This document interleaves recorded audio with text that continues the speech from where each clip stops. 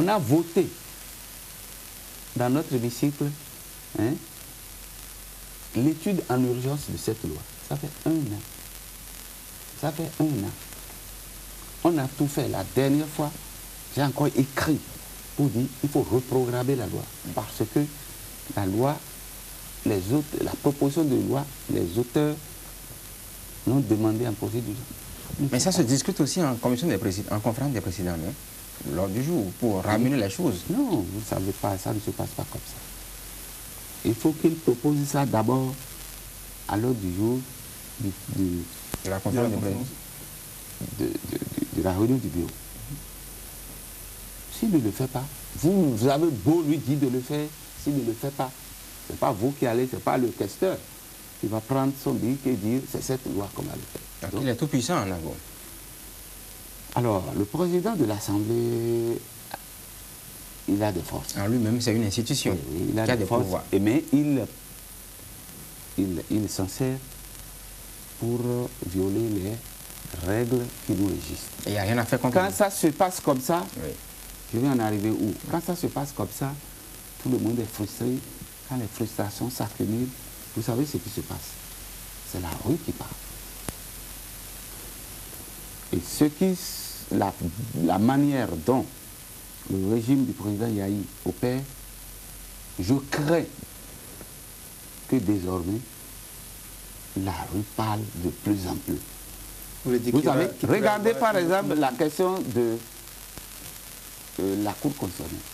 Si vous vous imaginez une institution aussi importante, que ce soit une personne qui ait désigné les 7, et qu'en plus, ces 7-là, je ne sais pas par quelle magie, ils lui obéissent au doigt et à l'heure. Et le pays... C'est vous qui le dites. Non, je le dis, je suis acteur. Je suis membre du bureau de l'Assemblée. Je vous le dis, c'est ça. Vous allez voir, on va élire, ou bien l'Assemblée, le bureau de l'Assemblée va désigner la semaine prochaine, ou je ne sais pas, les membres, les 3 membres qui lui reviennent à la HAC. Ce sera toujours le nom que Yahi va envoyer. Vous avez la preuve que c'est lui qui envoie les noms? Bon, écoutez-moi, moi je suis là-bas, je le dis, ça fait 1 an. Vous savez ce qui se passe là-bas? Nango n'est jamais venu sur une télévision pour dire c'est faux ce que le questeur Fikara dit. Le président de l'Assemblée nationale, ça ne va quand même pas se mettre sur les plateaux pour chaque fois répondre.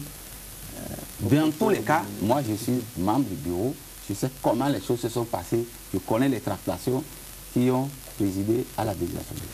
Donc alors, je vais dire ceci, ce sera encore 3 personnes FC2 qui vont désigner. Tout ça là parce qu'ils ont la majorité. Et ils ont leur Cour constitutionnelle qui va valider cela. La Cour constitutionnelle que nous avons aujourd'hui, dans le but de faire de satisfaire à la volonté du président, tord le cou aux lois, à tout ce qui existe dans notre pays. Quand ça se passe comme ça, il faut craindre que la rue rétablisse l'ordre. La Cour constitutionnelle tord le cou à la loi. Vous avez 1 ou 2 cas concrets à citer? À quelles occasions ils ont tordu le cou à la loi? Eux qui sont plutôt gardiens du respect de la loi. Non, je donne l'exemple de la désignation des membres à la Haute Cour de justice. Oui. Malgré les anciennes décisions, il y a une jurisprudence qui existe pour satisfaire leur parti. Parce que les 7, autant qu'ils sont à plus que 2 ou 3 exceptions, c'est des gens qui sont membres de partis affiliés à la FCD. Mais ça, il faut le dire pour que ceux qui nous écoutent.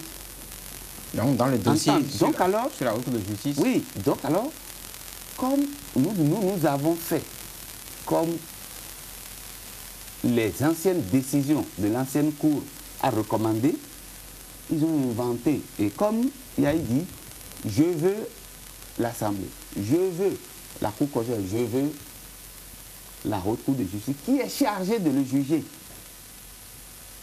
D'accord? Comme il dit ça, ils ont inventé un terme en parlant de ce n'est plus le terme qui est consacré. On a parlé de majorité, de minorité à l'Assemblée. Quel terme était consacré? Le terme, c'était la configuration Politique.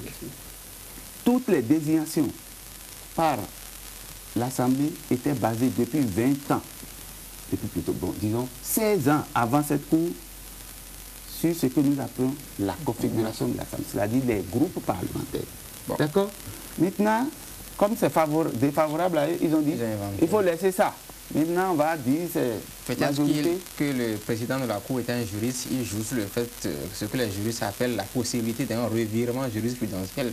Mais malheureusement, il n'est pas le seul juriste du pays. Bon, On va avancer. Il y a beaucoup de passer à d'autres sujets. Instance, voilà, puisque nous parlons des institutions de la République et aussi de l'Assemblée nationale. Il y a votre ami, justement, vous l'avez dit tout à l'heure, Bernard Lani Dabo, qui estime que l'initiative, l'interpellation du chef de l'État pour répondre des propos tenus par le ministre Nicaise Fayon est vouée à l'échec. Qu'est-ce que vous en pensez?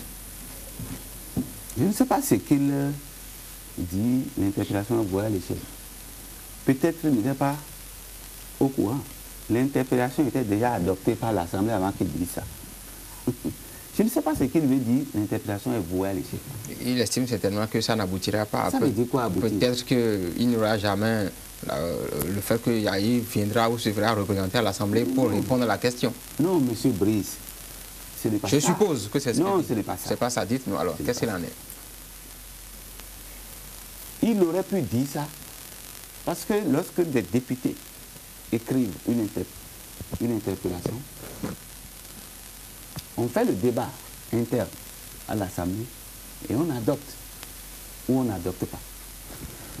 Pardon? On a déjà adopté l'interpellation. Ça veut dire que le président viendra répondre de l'interpellation ou il délègue un député pour venir répondre. Je ne sais pas ce qu'il veut dire en disant l'interpellation a échoué. Ça n'a pas de sens. L'interpellation était déjà adoptée. Probablement, il veut dire autre chose. Mais ça, et quant au propos de Nicaise Fayon lui-même? On verra bien. Le texte dit, le président délègue, vient répondre par lui-même ou par un de ses ministres. Nous n'avons pas le choix du ministre qui viendra répondre. Donc, n'importe quel ministre peut venir, nous allons l'écouter, poser des questions, et puis bon, c'est comme ça que ça va se passer. Oui, les éléments qui ont conduit à cette interpellation, il y a deux faits. Il y a d'abord la mauvaise gestion qu'on lui reproche par rapport à la SONAFA, et surtout les déclarations qu'il a eu à faire et que vous qualifiez de menaçantes pour la paix nationale. Non, voilà, moi je vais vous dire. Moi j'ai été un peu scandalisé. Scandalisé par la déclaration d'abord du ministre Topani. Moi je n'étais pas ici quand la chose s'est passée. Comme ça prenait de l'ampleur, j'ai demandé comme à voir. Et on m'a donné la cassette, j'ai trouvé que c'est extrêmement grave. Extrêmement grave. Mais, et l'auteur de ça, j'ai commencé à réfléchir. J'ai trouvé que ça doit être, comme excuse, hein, vous m'excusez que les téléspectateurs, il doit être un peu violent. Parce que je me rappelle, le jour où nous avons été à Glasgow pour la sortie du G13, vous savez que la cérémonie de la première présentation du G13, c'est à Glasgow. Mais ce jour-là, nous étions à l'hôtel. Il n'était pas encore ministre, il était directeur général de la SONAFA. Il est venu avec une bande, une nombreuse bande de gens excités. Et pour venir nous demander, nous bousculer, Alors, quand j'ai vu ça, nous avions nos gardes-corps tous armés. Ils étaient prêts.